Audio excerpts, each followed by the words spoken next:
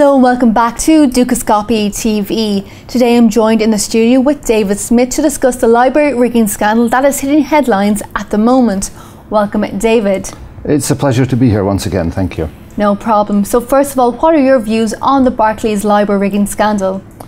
Well, I think first of all we should regard it and say that perhaps it's a misnomer to say the Barclays rigging scandal, because in fact for the Libor rates to be rigged, it involves the complicity of a very large number of banks, approximately 16 in the UK, who are involved in the fixing process daily, and a number of organisations, other organisations as well, such as the Bankers Association.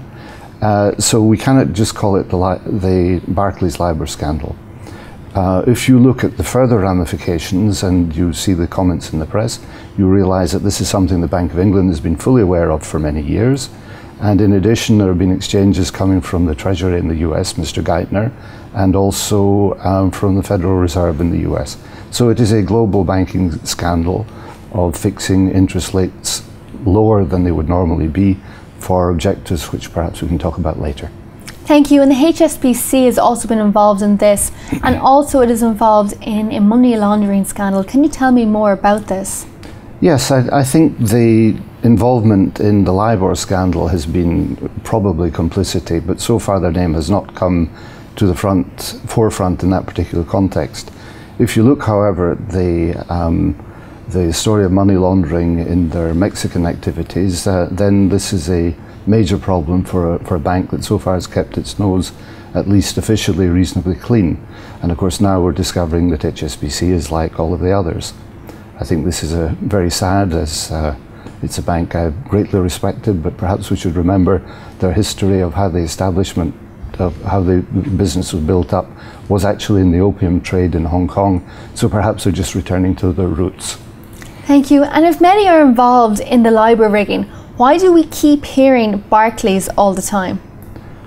Well, I think in every situation there has to be a victim, and Mr. Diamond is, to all accounts, a fairly abrasive person who pushed the rules to the limits.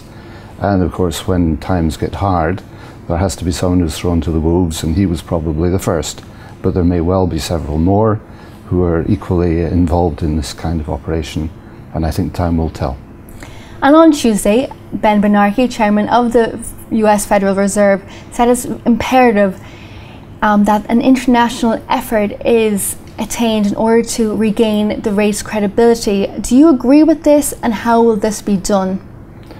Well, I think Ben Bernanke is an extremely talented man at creating smokescreens. He put up two alternatives to the existing Libor system, the repo system and the OIS system. I don't want to go into the technicalities because it's too long, but essentially this is a smokescreen. I think the first thing he has to do is to demonstrate the credibility of Libor, and he has been complicit in the rigging of the Libor rates because the banks want rates low. It's as simple as that.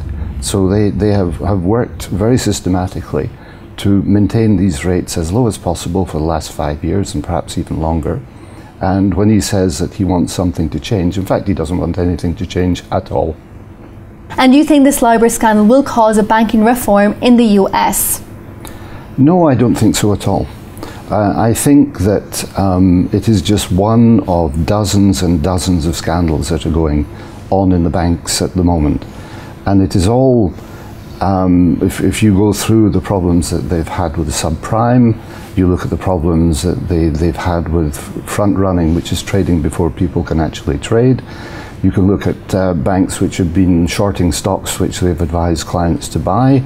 The whole system is extremely corrupted at the moment. And it is corrupted with an objective which is fairly simple, which is to favour the banks who are on the edge of bankruptcy. And if this business model were to change or to fail, then the banks would fail, and that would create an immense crisis.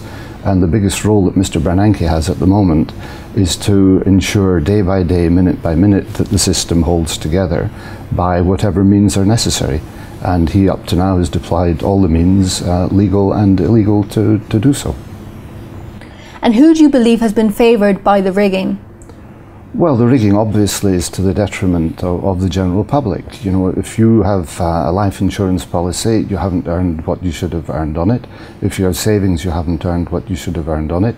If you have a pension plan, you haven't earned what you should have earned on the money. Because at the moment, the risk levels of lending money on an unsecured basis between banks is very high, and the interest rate should be very high. The fact that the rates are very low, as I've said before, are basically there to protect the banks. Now, the bank's problems is that they're colossally over-leveraged. If you take the typical leverage in Europe, it's 30 or 40 times the capital of the bank. So if they were suddenly faced with Libor multiplying by 3 or 4 times, that would put most of their investments underwater, that would put the bond market underwater, that would severely handicap the stock market, because companies borrowing money would suddenly have huge interest costs. And it would also impact some of the favourite clients of these big banks, like the hedge funds, who also operate on very high leverage. And of course private equity funds, who do leverage buyouts, borrowing a huge amount of money, and then hoping to pay low interest rates on that money, pay down their debt, and make the profits for the few people at the top of the system. So essentially what you're seeing is a systematized transfer of wealth from the ordinary citizen into the hands of the banks to bail out the banks and their close friends. That is the sad reality of the situation. So it's the banks and their close friends who are the winners of this game, and the public is pretty much the loser. The public are there to pay, that's all. And do you think there are any other areas where market rigging is actually going on right now? Yes, I think there's a very wide area where there's market rigging going on. I mean, if you take the role of the Fed, interest rates are being manipulated.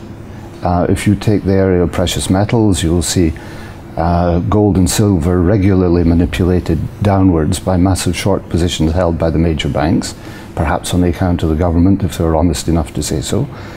You can see the price of oil heading to $90 at the moment. So there's a very wide range of areas where prices are deliberately manipulated. Now, it's not always to say that the manipulation is detrimental to the system. As I say, if the interest rates were not manipulated, you could be looking at a major crash.